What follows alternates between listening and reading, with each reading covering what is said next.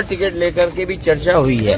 Sir Pallavi देखिए, ये PDA ही जीतेगा, पीडीए ही जीतेगा, पीडीए ही एनडीए को हराएगा। सर पल्लवी पीडीए से घबराई हुई है सरकार।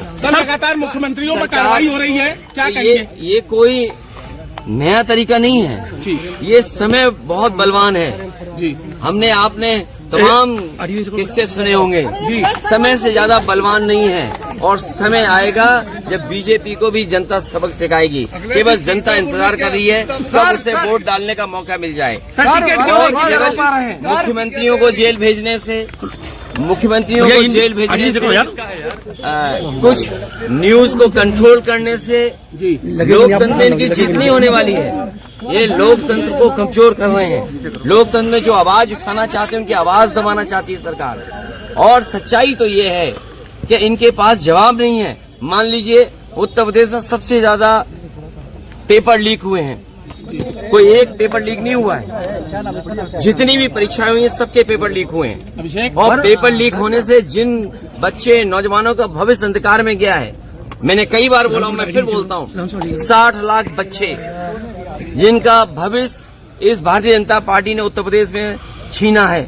60 लाख और उनके माँ बाप को मिला लें तो 60 लाख गुणा 3 कितना हुआ? 1 करोड़ 80 लाख।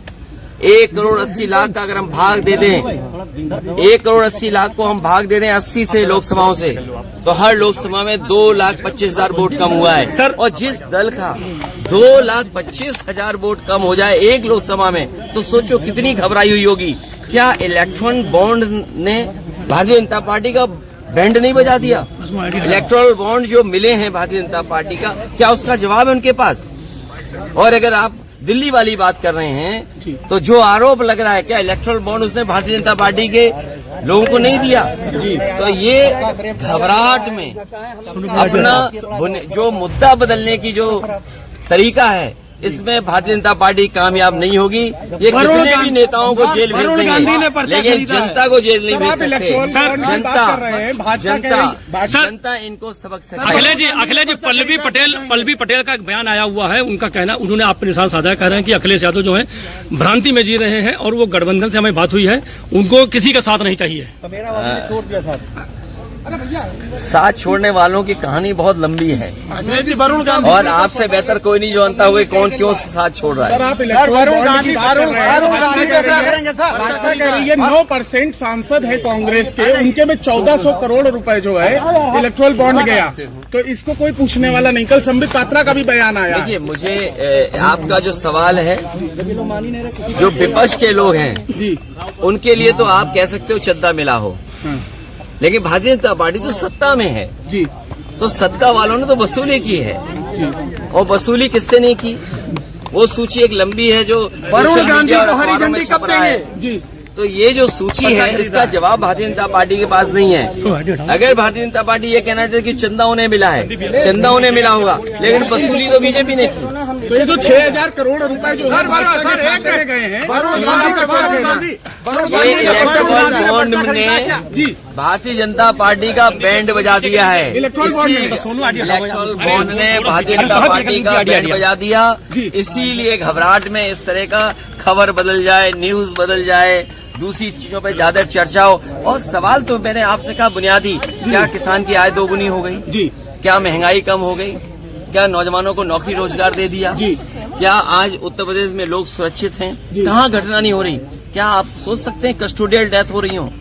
जो लोग विश्व गुरु बनाने का संकल्प लेते हो, विकसित भारत को बनाने का सपना लेते हो, वहाँ कस्टोडियल डेथ में वो प्रदेश नंबर 1 हो। बदायूं कांड पे क्या सर, आजम खान से क्या बात हुई आपकी? जितने भी कांड हो रहे हैं, लॉ एंड ऑर्डर, आप खुद सोचिए, 3 घंटे में एनकाउंटर कर दिए। आप खुद सोचिए कि जो सरकार ये कहती है कि 0 टॉलरेंस है लॉ एंड ऑर्डर के मामले में, इसका मतलब ये सरकार इंतजार करती है घटना होने का आजम खान से क्या बात हुई सर? जो रिस्पॉन्स सिस्टम बना हुआ है, या जो लॉ एंड ऑर्डर का जीरो टॉलरेंस की बात थी, वो जीरो टॉलरेंस जीरो हो गई कि नहीं हो गई? बदायूं की घटना ने ये साबित कर दिया है कि जीरो टॉलरेंस का नारा देने वालों का law and order zero tolerance zero है। आजम खान चुनाव के लिए क्या बोले सर? आजम खान चुनाव के लिए क्या बोले? क्या बोले? उससे अच्छी बात हुई है वो हम और वो जानते हैं। सर वरुण गांधी समाजवादी पार्टी का गढ़ है, आपने कांग्रेस को सीट दे दी। तो कोई बात नहीं, हमारे गढ़ के लोग, जिसको आप गढ़ बोल रहे हो, हमारे गढ़ और संगठन के लोग मदद करेंगे। जो भी कांग्रेस का कहाँ लिख दिया और बदायूं में अक्षय यादव या शिवपाल यादव, तो क्या लग रहा है ये जो कार्रवाई है वो लगातार बदायूं में अक्षय यादव या शिवपाल यादव राहुल गांधी में मिल जाएगा, सभी लोग इसको अपोज कर रहे हैं। क्या लगता है कि चुनाव आते आते और भी लोगों की तरह से जेल भेज दिया जाएगा? देखिए, बीजेपी घबराई हुई है जी। बीजेपी को पता है कि जनता इस बार सत्ता से हटा देगी उन्हें जी। चाहे वो महंगाई का सवाल हो, चाहे वो इलेक्टोरल बॉन्ड का सवाल हो, चाहे बेरोजगारी का सवाल हो, चाहे किसान। आप कल्पना कर सकते हैं जिस सरकार के खिलाफ नौजवान और किसान हो और व्यापारी हो और बड़े पैमाने पे अन्याय के खिलाफ जनता खड़ी हो जाती हो, तो ये घबराहट में जो एक्शन ले रहे हैं, घबराहट से जो ईडी सीबीआई इनकम टैक्स को आगे कर दे रहे हैं, ये केवल बदनाम करने के लिए, लोगों को कमजोर बनाने के लिए। लेकिन हमें उम्मीद है कि जितने भी इंडिया गठबंधन के साथी हैं वो मजबूती से लड़ेंगे और जनता को न्याय दिलाने का काम करेंगे। समाजवादी पार्टी का चुनाव नहीं लड़ रहे। आप कन्नौज से कब घोषणा करेंगे? मैंने आपसे कहा, बीजेपी से सावधान रहिए, मतदान तक सावधान रहिए, कुछ भी बीजेपी कर सकती है। सर निष्पक्ष चुनाव की बात कर रहे हैं, खड़गे साहब ने कल कहा है निष्पक्ष चुनाव हो, आपको क्या लगता है निष्पक्ष नहीं होगा? अरे हमारा मीडिया निष्पक्ष नहीं है। अरे तुम चुनाव की बात कर रहे हो जी।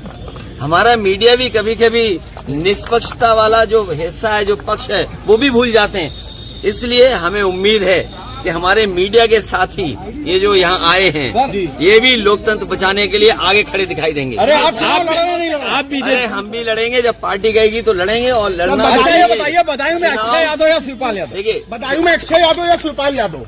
अरे आपको क्या चिंता, हमारी पार्टी सिंबल साइकिल लड़ेगी। अक्षय लड़े, अक्षय नहीं, आदित्य। आदित्य यादव। तुम नाम भूल जाते हो।